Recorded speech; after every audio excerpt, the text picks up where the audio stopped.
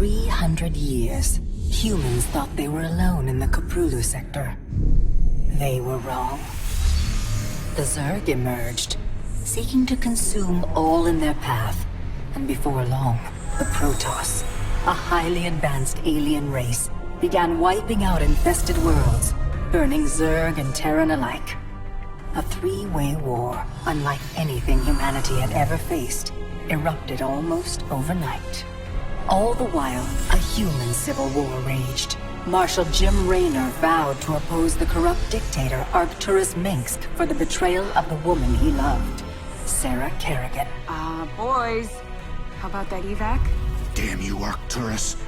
Don't do this. It's done. Helmsman, signal the fleet and take us out of orbit. Now! Kerrigan, a loyal operative, was left to die at the hands of the Zerg. But the Zerg had other plans.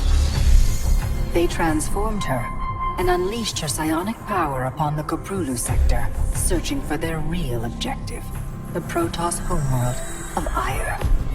The Protoss were unaware of this danger and slow to respond. Their rulers, the Conclave, had dispatched Executor Artanis to hunt for Tassadar, a commander who had refused to wipe out infested Terran worlds. They crossed paths with a Dark Templar mystic, whose kind was considered heretics by the Conclave. Through great effort, Zeratul convinced Tassadar and Artanis that he was not their enemy.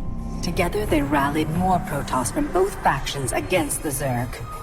Despite the Conclave's fury, they achieved significant victories against the Swarm. But when Zeratul struck down one of the Overmind's Cerebrits, his own mind was left vulnerable. From his thoughts, the Overmind gleaned Ire's true location, and the Swarm descended upon the Protoss homeworld with all their might and fury. It was Tassadar who kept the Templar from extinction that day. Using the power of both the Templar and the Dark Templar, he sacrificed himself to kill the Overmind.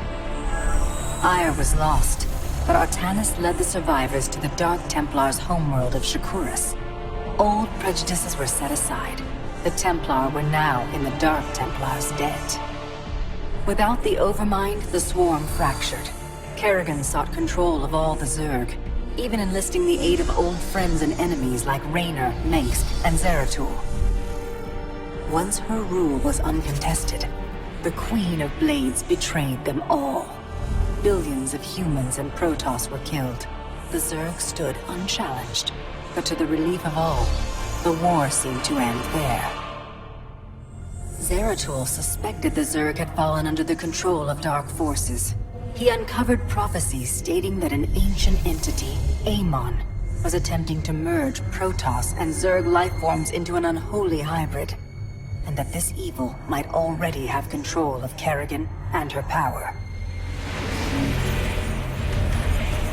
It was during this time that Executor Artanis, hailed as a hero, was made leader of both the Templar and the Dark Templar. As Hierarch, Artanis united both factions, and promised to one day reclaim the glory they had lost on Ire. Raynor had vowed to see Kerrigan dead, but his retaliatory strike failed.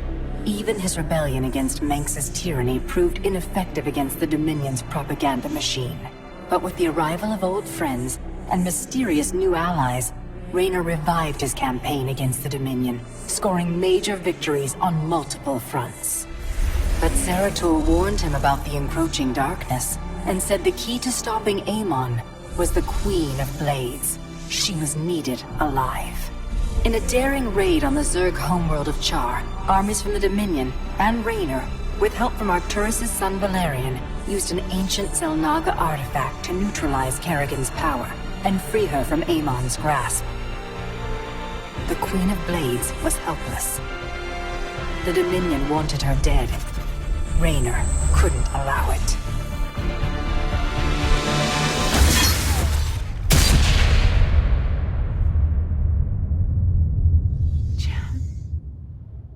It's okay. I got you. Valerian Mengsk offered them sanctuary, but his father could not let this opportunity pass. During the raid, Kerrigan and Raynor were separated. Kerrigan escaped, while Raynor... He was briefly interrogated and summarily executed.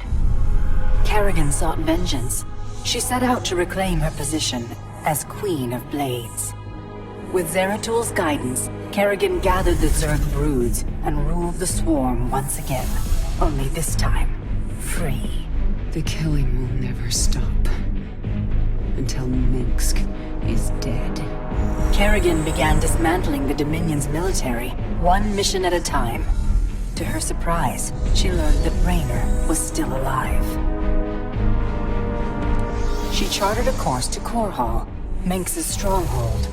Despite encountering his best troops and traps, she personally ended his life. But there was little time to celebrate. Amon's plans were still unfolding. Kerrigan left Raynor to rebuild, while she hunted her true enemy.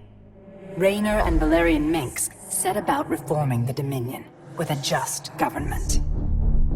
With the Zerg and Terrans quelled, Hierarch Artanis saw an opportunity. He declared that the unified Protoss, Templar and Dark Templar alike, would retake Ire. Any dissenting voices went unheard amid the hope for reclamation.